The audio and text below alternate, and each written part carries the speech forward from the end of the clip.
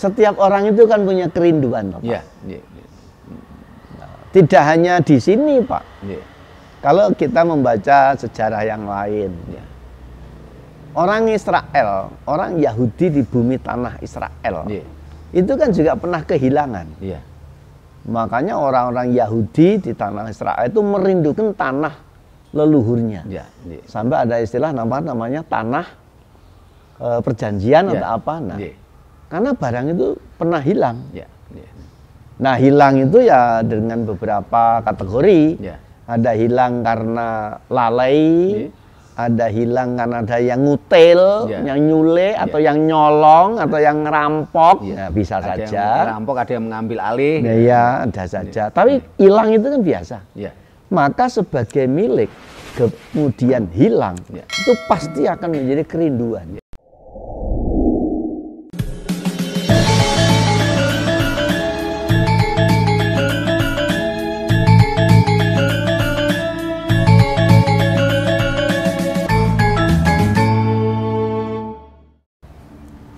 Rahayu, para pemirsa Raket Prasojo TV channel yang kami hormati, kita berjumpa kembali dalam kegiatan Yayasan Raket Prasojo, Lembaga Pengkajian Pelestarian dan Pengembangan Budaya Nusantara. Nah, para pemirsa, ketika kita bicara kata Nusantara, teritorial Nusantara tidaklah seperti teritorial negara Indonesia sekarang.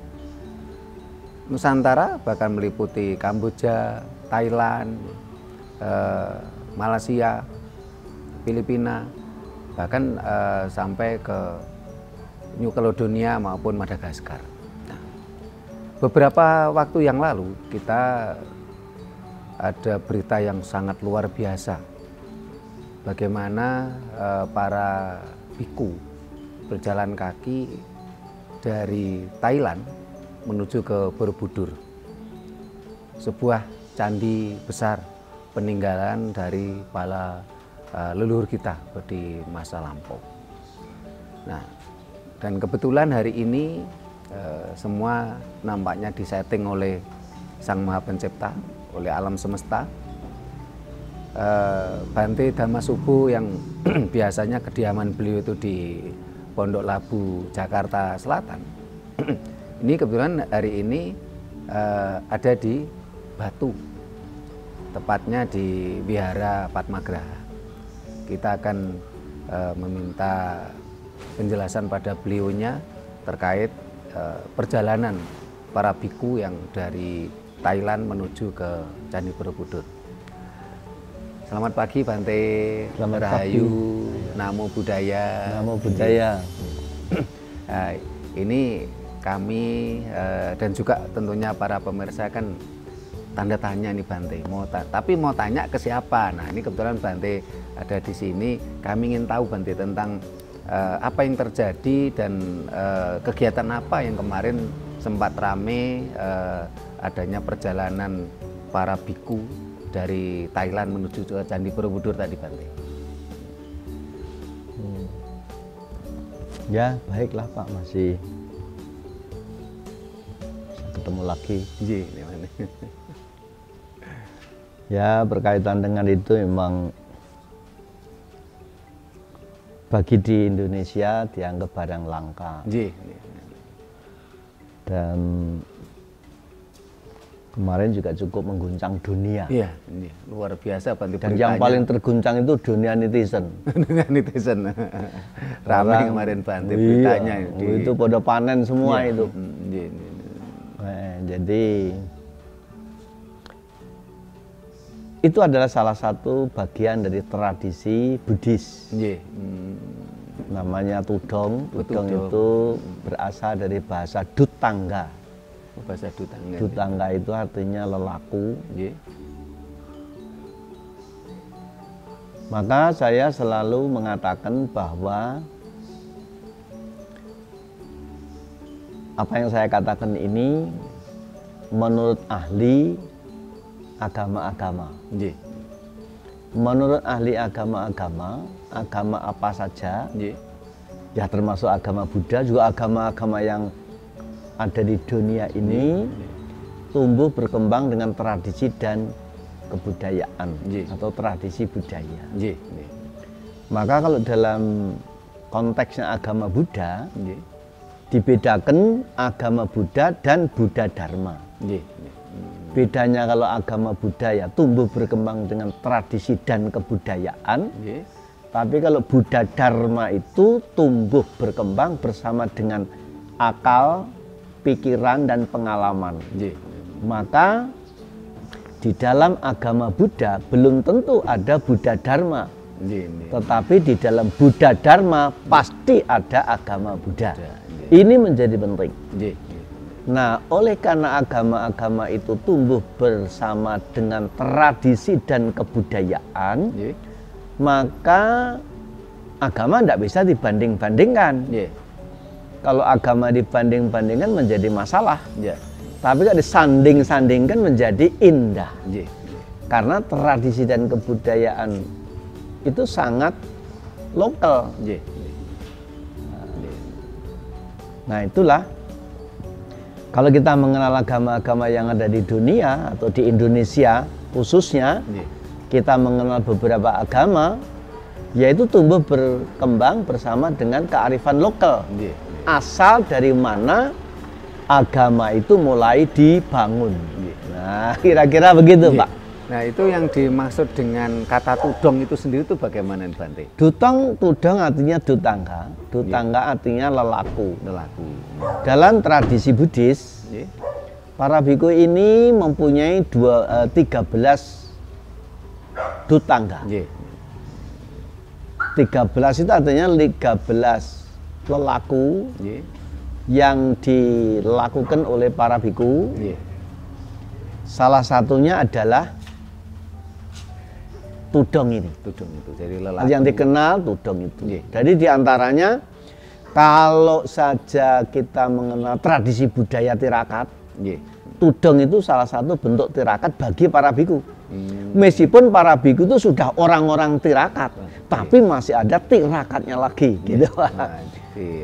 Lelaku ya, Bante ya. Lelaku. Itu kemarin jalan kaki atau bagaimana itu, Bante, dari Thailand itu? Jadi itu 13 tirakat itu diantaranya para biku itu makan 1 kali. Itu pun hanya menerima pemberian di tengah perjalanan. Lalu tidur di udara terbuka, melakukan perjalanan tanpa alas kaki. Wih, kemarin tanpa alas kaki semua ya, Nah, Bante? Itulah bagian dari 13 tadi. 13 itu pilihan khusus dari 227 yang wajib. Yang 13 ini menjadi tidak wajib. Nah, kemudian kalau di negara-negara Buddhis, biasanya melakukan ya antar negara. Artinya antar kota lah, bukan antar negara. Nah, ini adalah melakukan antar negara. Dan kemarin tujuannya adalah Indonesia yaitu Candi Borobudur. Di antara para biku itu ada, Pak, yang dari umur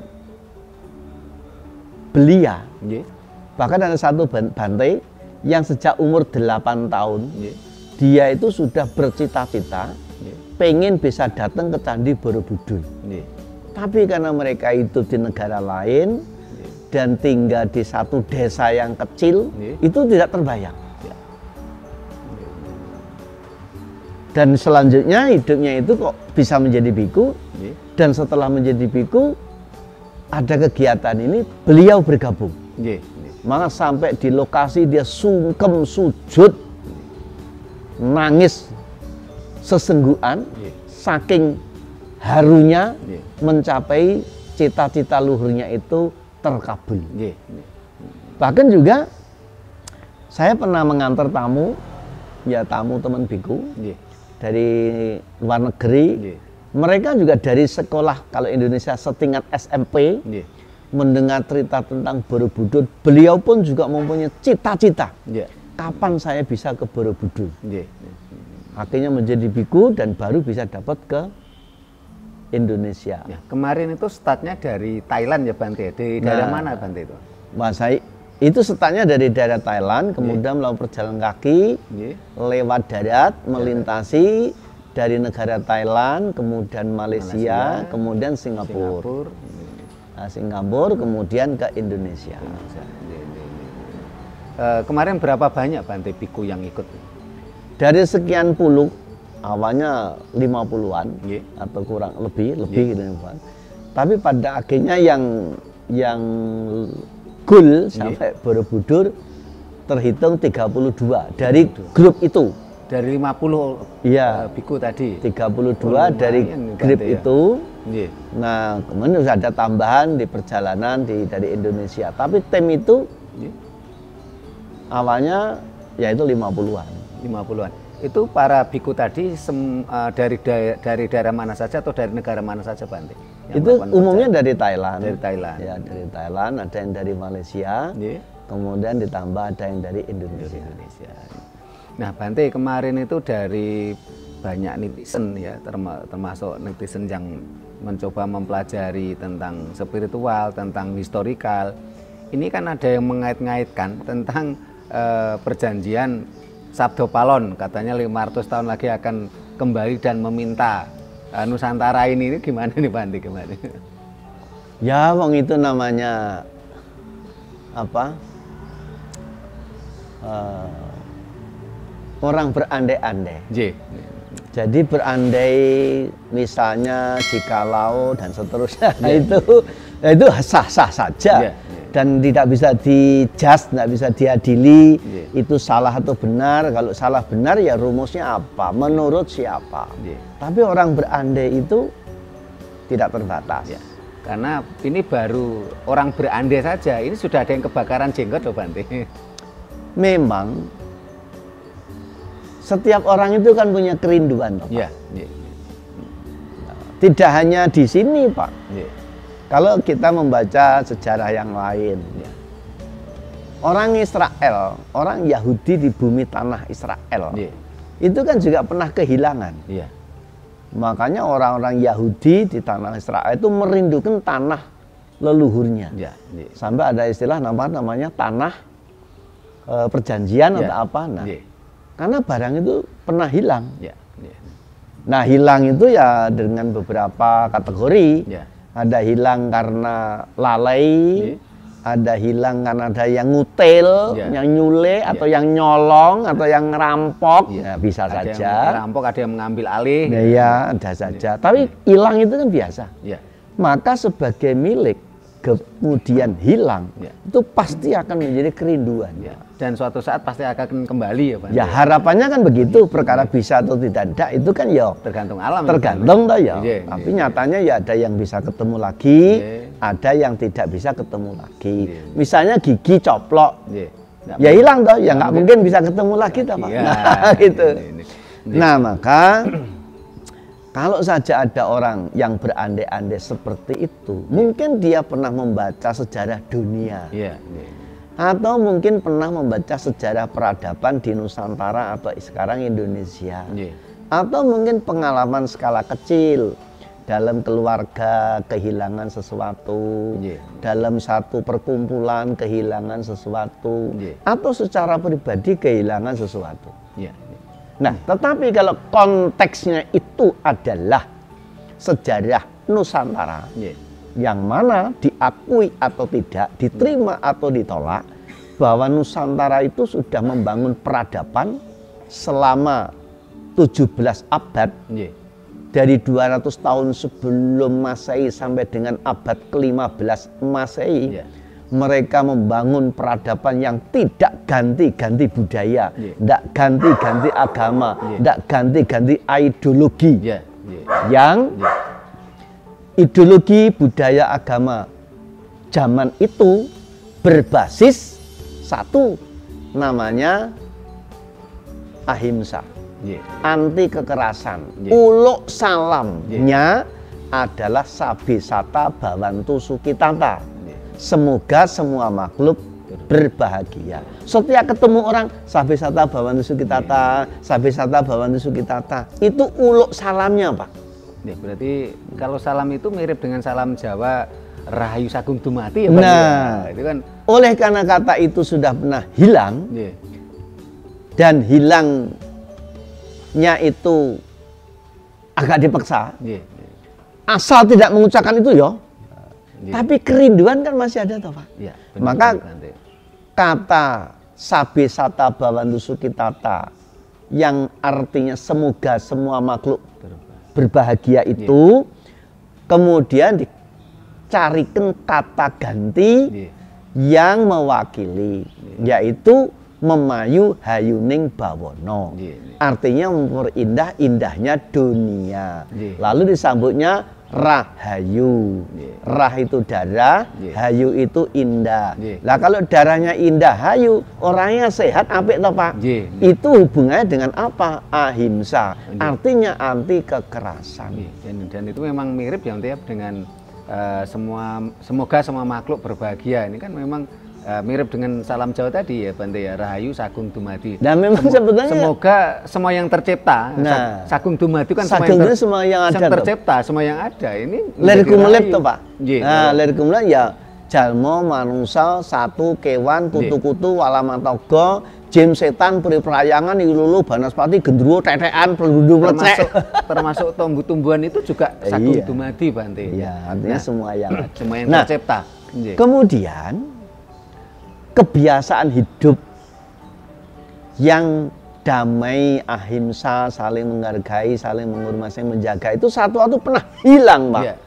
Diganti dengan budaya yang tadinya saling tolong menolong menjadi saling tolong menyolong.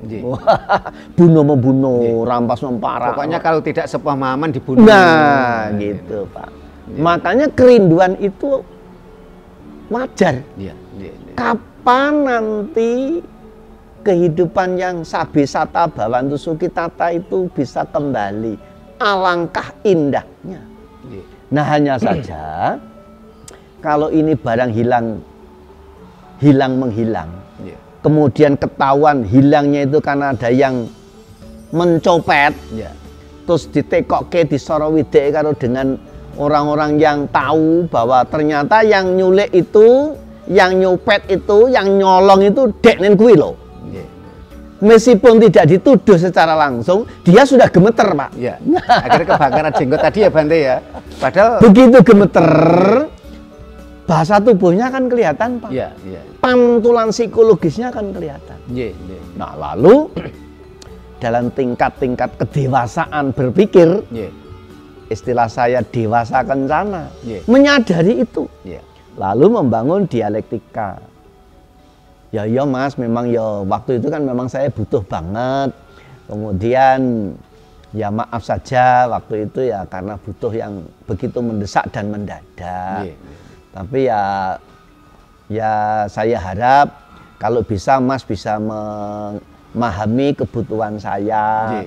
Kalau utang ya diputihkan atau dipusokan gitu lah. Oh nggak apa-apa. Tetapi yang namanya kembali itu akan pasti terjadi karena dunia ini kan circle Pak, sirkuler. Cokro manggilingan ya Bante. Cokro manggilingan. Nah, jawaban saya pada titik itu, kalaupun kembali tentang sesuatu, itu tidak mungkin kembali secara fisikal yang gelundungan. Sekarang kembalinya budaya. Pak Trimo lahir tahun berapa?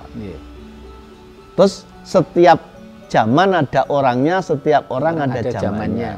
Sekarang pemuda-pemuda tahun 70-an, apa trennya? Celana komprang, sandalnya jenggel, gitu. Rambutnya gondrong. Itu pernah hilang. Sandal diganti tipis, celana diganti ngelinting kayak Napoleon. Nah, kemudian waktu itu akan kembali. Kalaupun kembali dengan sandal yang solnya tebel, ya nggak lagi kayak jenggel kayak zaman itu. Nah itulah makanya kalaupun nanti zaman itu akan kembali, tidak mungkin kok kembalinya geleger dengan apa adanya pada zamannya, tapi yang mungkin kembali spiritnya. Nah, kalau saja itu akan betul-betul kembali kepada zaman ahimsa, mungkin modelnya ya kayak itu. Biku tudong, jalan diem, silent, menebar senyum, sehingga orang yang menyambut pun juga dengan riuh riah, gembira, damai, penuh sukacita. Meskipun Bante enggak ngomong apa-apa. Mohon maaf Bante, tadi Bante mengatakan adanya sebuah kerinduan dari perjalanan sejarah leluhur, ya. Ini mengingatkan kita tentang berbagai literasi, bahwasanya raja-raja di Thailand, di Kamboja ini dulu merupakan keturunan dari Wangsa Sailendra, pendiri Borobudur. Ini bagaimana nih Bante? Ya memang karena zaman itu kan wilayah Nusantara tidak hanya di Jawa, seperti Indonesia sekarang. Yang namanya Nusantara pada zaman itu wilayahnya jauh lebih luas dari Indonesia sekarang. Benar Bante. Diakui atau tidak, diterima atau ditolak, itu data dan fakta bisa dibuktikan. Konon ceritanya wilayah Nusantara itu sampai Semenanjung Malaka, Laos, Kamboja, kemudian sampai sebagian Cina Selatan. Itu dulu masuk ke wilayah bendera Nusantara. Berarti memang jadi wajar kalau satu saat dimungkinkan Raja Kamboja itu salah satu keluarga dari raja-raja Sailendra yang ada di Jawa bisa. Bahkan Raja Palembang itu juga ada yang salah satu ada hubungan darat dengan raja di India. Raja Balaputra Dewa. Balaputra Dewa itu putra dari Wangsa Sanjaya Bante ini. Ya kira-kira begitulah. Jadi wajar lah kayak wong saiki wae. Pamane duwe keluarga sapa, Bapak Marji, Pak Trimo, duwe anak terus delalah kersaning Gusti kaya merantau teko Londo neng kono ya. Bisa juga. Itu kan ya Wangsa Sutrimo jenenge. Bante. Memang ada beberapa catatan itu Raja Thailand, Raja Kamboja ini adalah keturunan dari Wangsa Sailendra yang penguasa Nusantara, penguasa Mataram, Medang Kamulan, pendiri atau yang membangun Candi Borobudur. Ada juga literasi lain yang menyebutkan Bante bahwasanya ketika pada masa Wangsa Sailendra ini tadi Bante mengatakan apa daerah Indochina. Kalau yang pernah saya baca literasinya itu nama daerahnya itu Kambaluk Bante, itu daerah Cina Cina Utara atau Cina Selatan itu Bante. Barangkali Bante bisa menambahi informasi yang saya terima tadi Bante. Ya kalau untuk letak demografi itu mesti membaca peta wilayah suatu negara.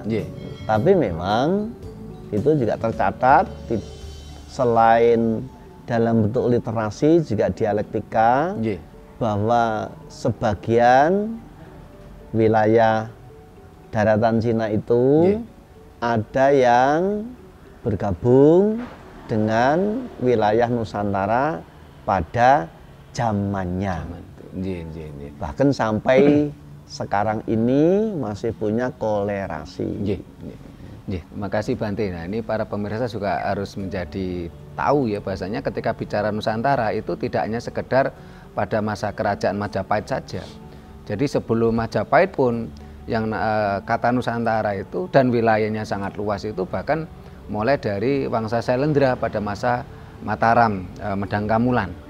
Setelah itu dilanjutkan dengan kerajaan Sriwijaya dengan raja terkenalnya Balaputra Dewa adalah dari Wangsa Sanjaya. Setelah itu dilanjutkan Kahuripan, Singasari, dan juga Majapahit. Cuman sayangnya saat ini kan yang banyak dikenal orang, itu pun yang kenal pun juga hanya sebagian Bante, nggak banyak orang. Orang-orang yang mau belajar mengenai historikal tentang sejarah saja yang ketika bicara Nusantara itu kan cenderung Majapahit. Padahal ternyata setelah ditelisik dari berbagai sumber, ternyata Nusantara itu dengan wilayah yang sangat begitu luas mulai zaman Mataram Medang Kamulan pada masa Wangsa Sailendra ini Bante.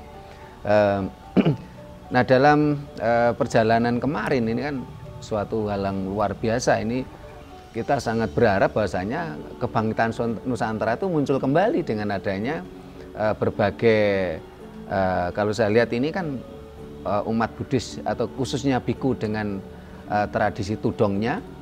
Terus kalau di agama Hindu itu dengan tradisi Tirtayatra, ketika kita baca ada kemiripan Bante antara tudong sama Tirtayatra. Terus kalau dalam tradisi Jawa, Bante tadi mengatakan tentang lelaku, dan ini pernah kita lakukan mulai 2008-2010 kita keliling Nusantara Bante.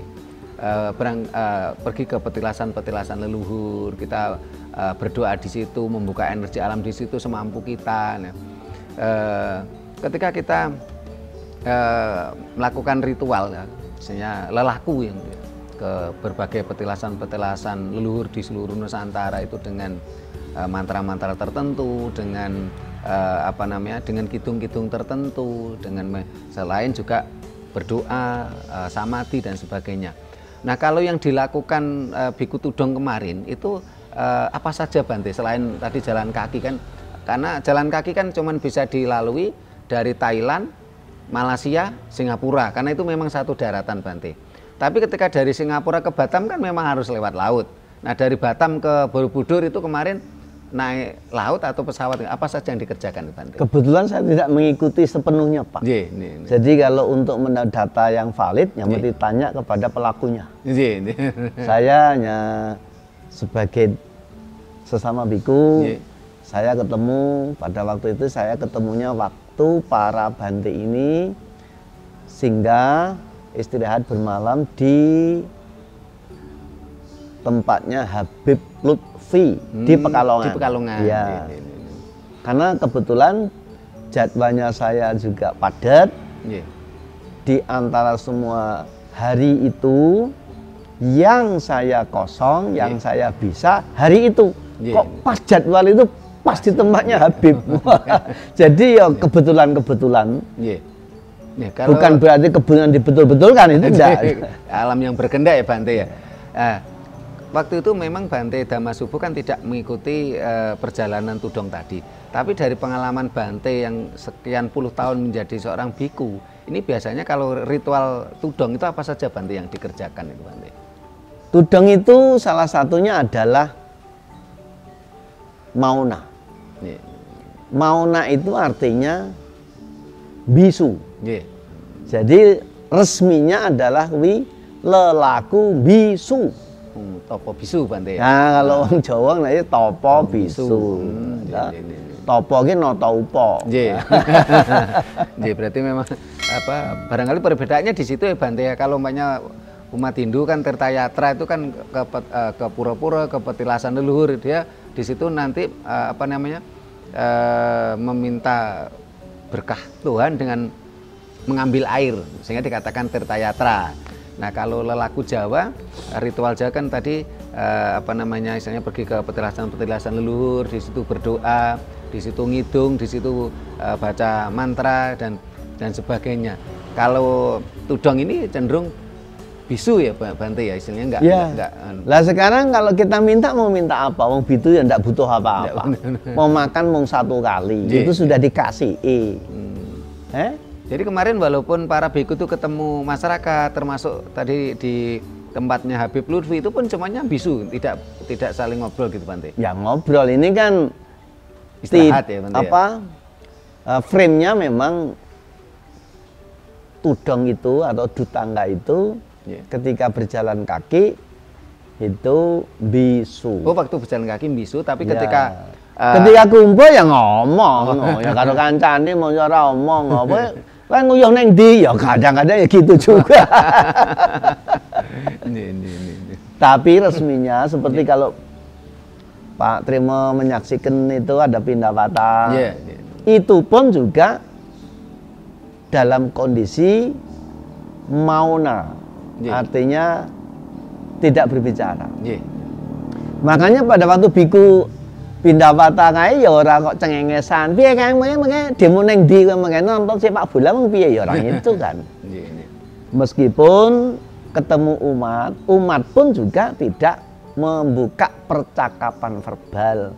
Hanya mengundang Bante terima persembahan kami, ya Bantenya berhenti lalu menghampiri. Cukup ya sudah, nggak dadak mung piye kowe mung masak apa no, ora ngono Pak gitu loh. Maksudnya mauna itu ya resminya adalah bisu. Bisu kan bukan bisu toh Pak. Nah gitu, bisu gitu. Jadi gitu manusia. Nah dalam perjalanan tudong tadi Bante, apakah memang bisu dia tidak bercakap dengan masyarakat secara umum kecuali pas ngobrol? Apakah dalam perjalanan tadi para biku itu juga sambil membaca mantra, membaca parita gitu Bante? Apa dalam hati atau? Kalaupun tidak membaca secara verbal, sudah jadi dalam dirinya sendiri, Pak. Sudah gitu ya, Bante? Iya. Apa yang dibaca adalah salah satunya itu namanya Ratana Sutta. Ratana Sutta itu, Pak, konteksnya kita menyapa kepada raja penguasa 10 penjuru mata angin, 10 alam penjuru mata, 10 mata angin. Nah 10 itu apa Pak? Lor kidul etan kulon, lor etan kidul etan kulon. Nah piye toh? Yang lor etan, lor kulon, lor kidul, mana ya? Ya kira-kira gitu. Lalu yang dua mana? Bawah dan atas, sehingga ada 10 penjuru mata angin. Maka bahasanya Yanida Bhutani sama Gatani Bumaniwa Yaniwa Antalike Sabewa Buta Sumana Bawantu Atopi Sakacang Sunantu Basitang Tasmahi Bhutani Sang Meta Sabe Metang Karotak Manusia Pajaya Diwacarato Caharantiying Baling Tasmahine Rakata Apamata. Ini bahasa aslinya. Lalu kan terjemahan dalam bahasa bebas adalah makhluk apapun yang berkumpul di sini. Yang dari 10 penjuru mata angin itu atau 10 penjuru dunia. Nah, berbahagialah, perhatikanlah, bersahabatlah, berlakukanlah umat manusia dengan cinta kasih. Lindungilah mereka dengan tekun. Sebagaimana mereka mengaturkan sesajian, melakukan penghormatan, memberikan sesembahan kepadamu siang dan malam. Intinya kita membangun persahabatan. Jadi kalau ada makhluk halus itu bukan pengganggu, wong itu sahabat kok. Nah, tidak dibenci, tidak dimusuhi Bante ya. Orang dilebokke gendul. Ini dari cerita. Maka dari itu Pak, dalam perjalanan ini itulah yang ada dalam diri dan dirinya sudah menjadi itu. Ya makanya para biku kan ya orang jual jawil, orang ganggu apa gitu kan Pak. Dan itu sepanjang jalan. Bahkan ada juga yang sepanjang jalan melafalkan itu. Ada. Saya pun pernah melakukan itu. Pernah melakukan itu Bante ya? Dan hanya 15 kilo Pak, tidak panjang. Saya menghafal parita itu tidak berhenti Pak. Pernah saya lakukan itu. Nah ini konsep ini memang kalau yang saya pelajari Bante di budaya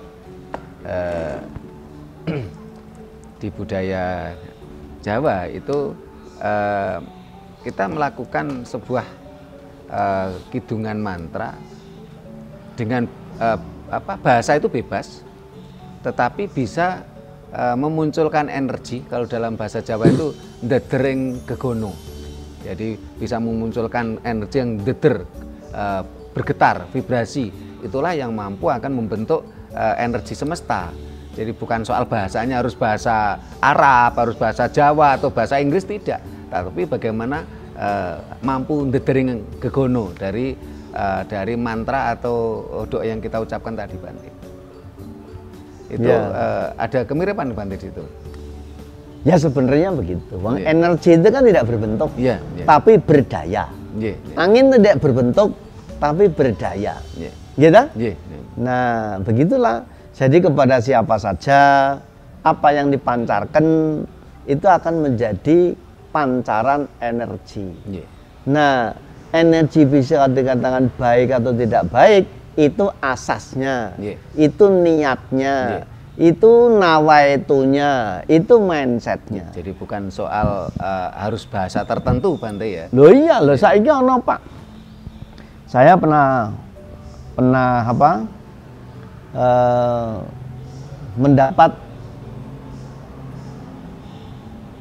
apa jenenge? Pendapat tuturan dari seorang guru, salah satu guru saya. Beliau mengatakan begini, Dek, kalau sampean mau berdoa yang paling lebih dulu terkabulkan itu kalau menggunakan bahasa ini, bahasa tertentu, gitu. Bahkan itu ada yang bisa berhasil terkabul sesuai dengan cita-citanya. Menurut dia tadi. Menurut itu. Dengan mantra ini. Ucapkan. Lalu saya tanya, lah lajeng Mbah, nuwun sewu menika, ungel-ungalanipun pripun? Ya kowe kudu nebusi lho ya. Nggih. Sendika dawuh. Poso, Dik, paling ora 3 dina 3 bengi ngepas. Nggih. Siaga sendika dawuh, tak lakoni. Nggih. Gitu? Nah, ternyata menurut beliau yang disebut menggunakan narasi bahasa anu tadi, yang diberikan ke saya itu bahasa lain. Bahasa lain. Nah, ternyata bukan terletak pada bahasanya, tapi ternyata terletak pada kandungan energinya. Nah sekarang kaya mbah-mbah tua zaman lama ngirep bocah ki mung suket grinting cemantol neng carangaking kebubule iki wis sore baliya neng kandangmu dhewe-dhewe rep sirep jabang bayi gek turu. Bocah nerak-nerak itu males lho Pak. Apa hubungannya kebubule sakit grinting karo bocah mocah? Nah nek saiki kan bocah nangis tak wehi dom lho ya kowe nyus. Nggih, itu memang sesuatu yang luar biasa ya Bante. Memang yang terpenting misalnya ndedering gegono dari doa tadi, energi tadi, bukan soal bahasanya harus bahasa apa. Karena kalau suatu doa itu dipatok harus bahasa A, mohon maaf Bante, kok malah kita merendahkan Tuhan loh Bante. Tuhan kok goblok banget katanya cuma satu bahasa itu loh Bante. Sampai dipaksakan mulai lahir, mulai kecil harus belajar bahasa itu, sampai kehilangan suatu peradaban kita Bante. Ini kan pembodohan sebenarnya Bante. Ya. Nah para pemirsa, ternyata setelah kita ngobrol-ngobrol sama yang mulia Bante Dhammasubhu, ternyata ritual tudong ini mirip kalau yang di Hindu itu Tirta Yatra. Ya saya katakan mirip ya, bukan sama karena mirip itu kan tidak harus sama, tapi ada ya yang mirip ya Bante ya. Kalau di dalam tradisi Jawa ada lelaku, ya, ada kemiripan di situ. Awalnya saya nggak ngerti tudong itu bahasa apa, saya bingung juga ini. Nah ini tadi udah dijelaskan panjang lebar sama Bante Dhammasubhu, sehingga kita menjadi mengerti tentang sesuatu yang viral kemarin tentang biksu tudong. Ya. Mohon maaf Bante, ini sebelum kita tutup, Bante mau mau disampaikan untuk pemirsa kita Bante terkait dengan ritual biku tudong tadi. Kita tidak bisa hanya menuding, mengamuk, mengutuk, lalu menjarah tentang sesuatu untuk menjawab kegelisahan sendiri. Bahkan saya pernah berbicara dengan beberapa kalangan. Dulu India kan pernah dijajah Inggris. Ini pada zaman itu penduduk India jumlahnya 300 juta. Dijajah oleh bangsa asing hanya oleh 30 orang. Dan berhasil 30 orang menjajah yang 300 juta itu. Ini dengan cara apa? Hanya dengan cara 300 juta orang itu dibuat tidak akur. Ya. Itu modalnya. Ya, modalnya. Lalu kembali India bisa merdeka. Ya. Siapa yang menjadi pendorong kemerdekaan itu? Tokohnya adalah Gandhi. Ya. Dengan cara apa Gandhi itu menggerakkan menghadapi perlawanan itu? Hanya dengan tiga senjata. Ya. Satu namanya ahimsa. Ya. Yang kedua namanya sahaja. Ya. Dan yang ketiga namanya swadesi. Ahimsa anti kekerasan. Ya. Lalu sahaja itu artinya sederhana. Yeah. Nah, kata sahaja, kata sederhana menjadi menakutkan sejak sederhana diterjemahkan miskin. Yeah. Pada sederhana itu, sahaja itu artinya standar. Yeah. Maka orang bersahaja itu malah wibawa. Yeah. Orang bersahaja itu kalau jalan telenok tanpa beban Bante ya. Tanpa beban. Tapi kalau orang sudah rimbun dengan berbagai aksesoris, kalau jalan menjadi telek tok menjadi begitu. Karena terlalu banyak beban ya Bante. Banyak utangan, kira-kira. Nah, sahaja itu begitu. Ya. Standar apa adanya. Malah mulia, malah anggun. Ya dong? Nah, lalu yang ketiga swadesi. Swadesi itu memberdayakan potensi diri. Gerakannya apa Gandhi? Gerakannya kita untuk berpakaian tetap membuat tekstil, tetapi kita memintal benang sendiri. Benang asalnya dari kapas, nanam kapas sendiri. Kamu dipintal dari tenun, jadilah kain yang bisa untuk pakaian. Sampai perusahaan tekstil zaman itu bangkrut karena tidak ada orang beli. Nah, itulah kekuatan. Makanya kalau kita menciptakan kedamaian, kemuliaan hidup, caranya bagaimana? Ya kita harus punya usaha. Nah, salah satu yang dilakukan oleh para biku tadi, minimal dia mendamaikan dirinya sendiri. Toh para biku yang melakukan perjalanan, misalnya kaki yang sampai melepuh, sampai sobek-sobek, beliau damai kok. Tidak bergejolak kok. Buktinya sepanjang jalan bisa senyum. Senyum kan ciri dari damai. Maka kalau orang jiwa tidak damai, jangan mimpi saja jangan, bisa senyum. Gitu. Nah, jadi kalau kita setuju merindukan kedamaian, ya harus kita mulai. Terima kasih Bante, wejangan-wejangannya Bante Damasubu. Mudah-mudahan bangsa Indonesia pun tercerahkan dan bisa bangkit kembali, Nusantara bangkit. Karena bangsa Nusantara itu tidak akan ada artinya tanpa budaya Nusantara. Bangsa Jawa ini tidak ada artinya tanpa budaya Jawa. Bangsa Batak ini tidak ada artinya tanpa budaya Batak. Bangsa suku Madura, bangsa Madura ini pun nggak ada artinya tanpa budaya Madura. Mudah-mudahan dengan adanya penjelasan dari Bante Damasubu, ini satu, kita menjadi tahu tentang tradisi tudong. Ternyata mirip dengan Tirtayatra, mirip dengan lelaku Jawa. Yang kedua, ini juga memberikan pencerahan pada kita semua supaya kita memiliki jati diri. Yang dicontohkan Bante tadi, pergerakan India dengan tokohnya Gandhi.